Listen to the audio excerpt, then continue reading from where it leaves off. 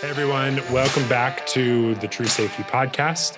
I know usually Apollonia's here interviewing other people, but today Apollonia and myself, Seth Silvers, we're going to be having a conversation about how to improve relationships with field workers. As safety professionals, I feel like there's this natural kind of separation between, safety professionals or safety cops and like the workers.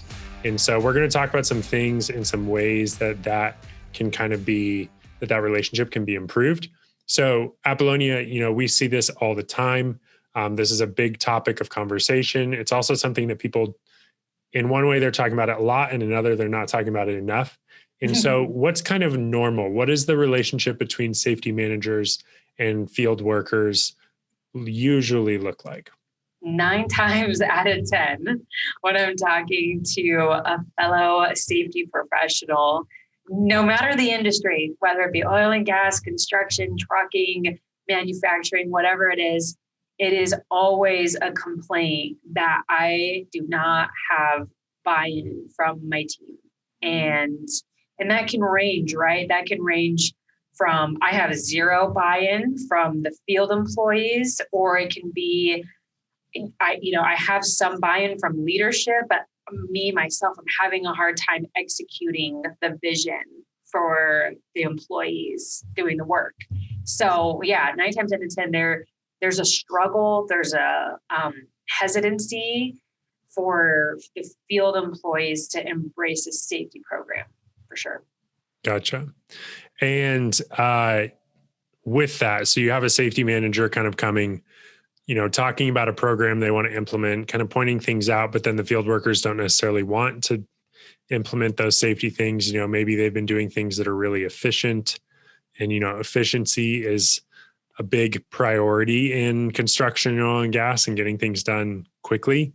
But sometimes it's not always the safest option. So how do things usually play out when you have like a safety manager that's coming in saying, okay, we need to make all these adjustments, to be safer?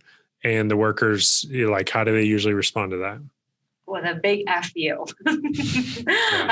We could be. If you're listening and you're a worker, we're not saying that's how you respond. That's just saying we've seen that often. We've seen this often where, personal experience. Like I've done this the wrong way too, where when I was an in-house safety coordinator for a company, and I was the one that came up with all these brilliant ideas on how we could get our welding shop up to par, how we could get our trucking division up to par, and our roustabout division up to compliance. And I came to the supervisors with all these ideas, and nobody was biting at first. And I realized, okay, I have to approach this completely different. Yeah, it's super important to kind of be willing to approach it differently and not just realize like, okay, people don't like our plan. What were some of the things you started to do differently when you realized, okay, I need to approach this different? So some of the things that I tried and what I would advise, anyone today, the first one is very obvious, is the relationship piece and the caring piece. And I'm going to go deeper on this, but more than I ever have on the show. So I'm actually really excited to talk about this. But so at first, what I tried was the Apollonia comes up with these ideas on how we can get into compliance. And let's just hope everybody is as excited about safety as I am. And that didn't work. And so then what I tried differently was meet with the supervisors, or just even meet with the guys in the welding shop. Like they didn't have to be a supervisor. Maybe it's so-and-so who's been there for 5 years. And I just asked, all right, what would you do if you were me? And hey, like having these one-on-one conversations with Ken. Hey, Ken, like if I'm having such a hard time, like implementing face shields, what is the big deal? Why does everybody hate this? And add some humor and like add the human piece to it. Is like, you can imagine if you were me, like this is an uphill battle. Mm-hmm. And like, what would you do? And then it was at that point where, for an example, this theoretical kin or whatever would be like, well, this is why, like, because these face shields suck. They hurt, they fog up. Like he'll tell, your employees will tell you everything you need to know if you just ask. If you just take the time to listen, to understand. So when I approached it differently versus, hey, everyone needs to wear safety glasses and your face shields and your PPE. And before I even took the time to understand the employee's perspective and their journey when they show up, it's like, hey, and so he explained, and I'm like, okay, so the face shield is uncomfortable and you hate the ones that we have. Which ones would you have? He's like, oh, well, the last one at the last face shields that we used at my previous employer were these, and everybody loved them. Like everybody had a good experience with them. And so his idea, then, at that point, when it came time in the cycle to purchase new equipment, we got those face shields. He owned it, and he was like the secret leader. He wasn't the manager, but he was the secret manager of that welding shop, because this guy had all the influence, is what I mean by that. Is, people don't have to have these leadership titles, right, to be a leader. He was that guy. He had the most influence. He was the coolest guy, like the guy's guy. Everyone had a lot of respect for this gentleman. No, his real name was not Ken. And, but so when he owned it, the whole shop, imagine that, implemented and executed out my vision. But when I needed everyone else's vision is when it worked. Right. Yeah. I always think about how everybody has a reason for why they do everything. Sometimes they don't know the reason, but if you dig deep enough, like there's always a reason. And so I feel like when we see people doing things that we might think are dumb, or they're doing, they're not following rules, there's usually a reason. And again, those reasons are not always good, but if you have the relationship and you ask, then you're going to find out. And usually asking why and, genuinely asking why will usually lead to some other kind of discoveries and options there. Mm-hmm. I think the biggest thing too, which I was really excited to talk about when really reflecting on my journey as a safety professional, but then also just working with new clients, is I've realized the better, this is advice for doesn't matter, again, the industry, but if you're a safety professional, is painting the vision for your company. And we get so caught up as humans in the day-to-day, right? And as a safety professional, we get caught up in our to-do list of, we need to get this area in compliance, this shop in compliance, this yard in compliance, whatever it is, this location. And we're trying to, push the employees.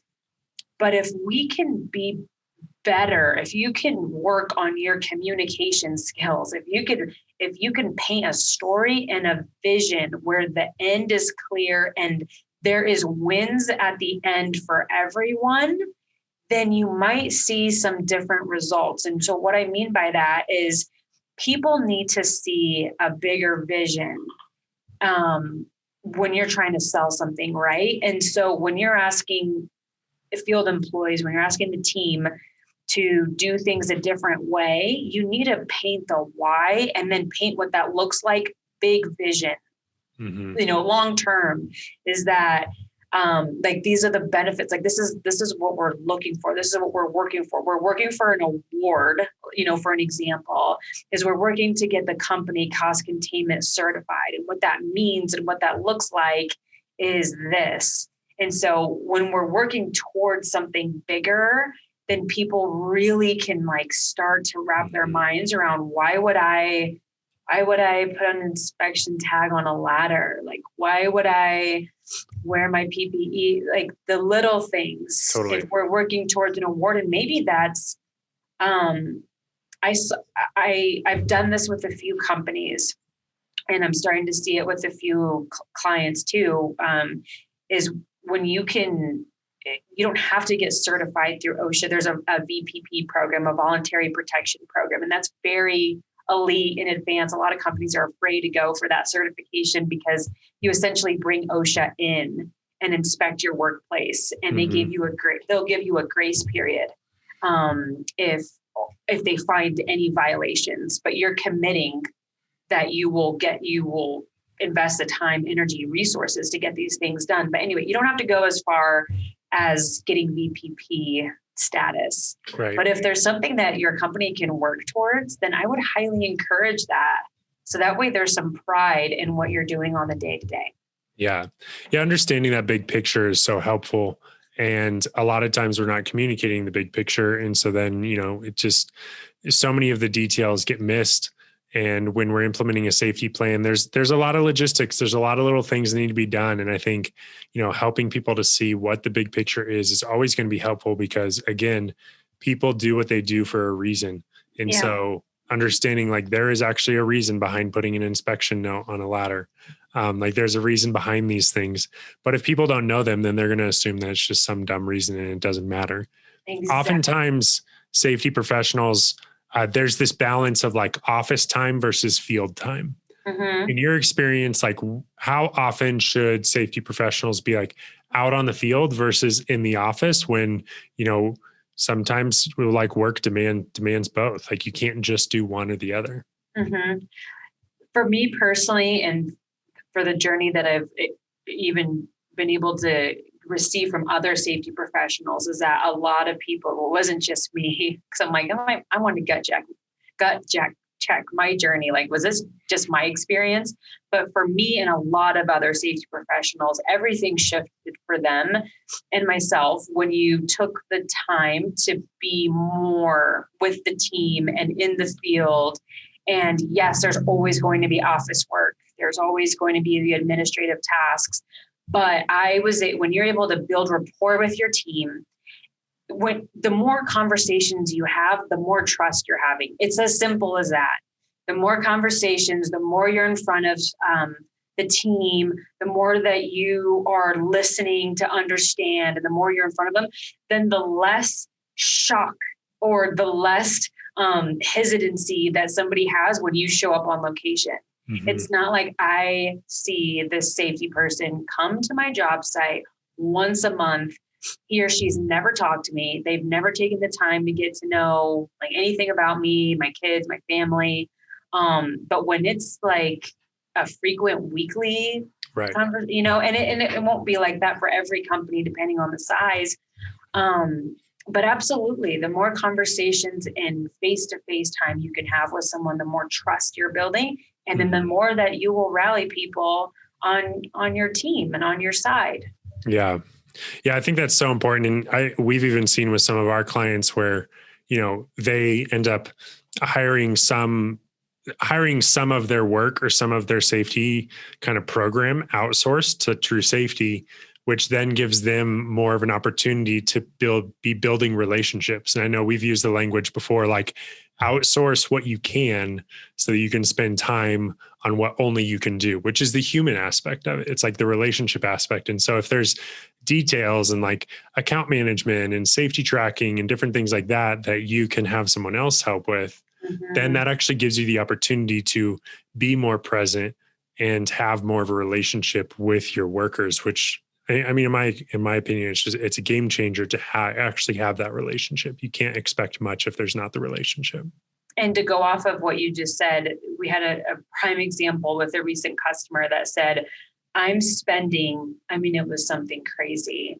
I don't know, 40%, let's just say, but 40% of my time he was spending towards new hire orientations with people that he didn't know if he was going to see the next month or so, because at the time there was high turnaround rates, and it's just, it's hard to build rapport with the newest team member mm-hmm, with a high turnover. So anyways, he was spending so much of his time doing like the same one-day orientation that got old and stale for him. And it was like, you could use us or you could use anybody else. But if you want to just streamline your new hire orientation process, so that way you could spend more time building relationships with the team that's in the field doing the work. They've been with the company for a long amount of time. And that's not to say that, that'll be that time is more valuable for you. And yes, of course you want to have conversations with your newest team members. It doesn't necessarily need to be one day out of your week that you're doing these new hire orientations. You can have that Right. face-to-face piece, and then get the training streamlined so that you can build longer, stronger, lasting relationships. Yeah. And I think, that's kind of what we always come back to in these conversations is just the power of relationships, and amongst like a safety culture is going to be built on authentic relationships and, everybody being bought into the same vision. So I think this has been a really helpful conversation. I hope it has for the audience. I know this is something that is talked about often of like, how do you improve the relationship with your field workers? And so any last words of encouragement that you would kind of give to our audience and other safety professionals as they're diving into just this challenge of how do I get to have a better relationship with my workers? The one takeaway, if you're listening right now, is if you don't already have one, create a big vision for your company. And if your company doesn't have this big vision, you take ownership and you figure it out. You make one, because that's going to get you excited to wake up every single day and come to work. And that's going to get the team excited, because if the company doesn't have one, don't wait around and just twiddle your thumbs and wait until someone gives you the vision. Just take ownership and you create something. It doesn't need to be a VPP certification. It doesn't need to be an award, but create something that you're working towards every year, and everybody gets bought into this program that you create, and there's an incentive at the end. Totally. Yeah, absolutely. I think that's great parting words. And Apollonia, this has been wonderful. We'll do this again. So thanks so much for making time today, and to everybody listening, we'll see you again soon on the True Safety Podcast. Yes, thank you so much. We'll talk to you soon.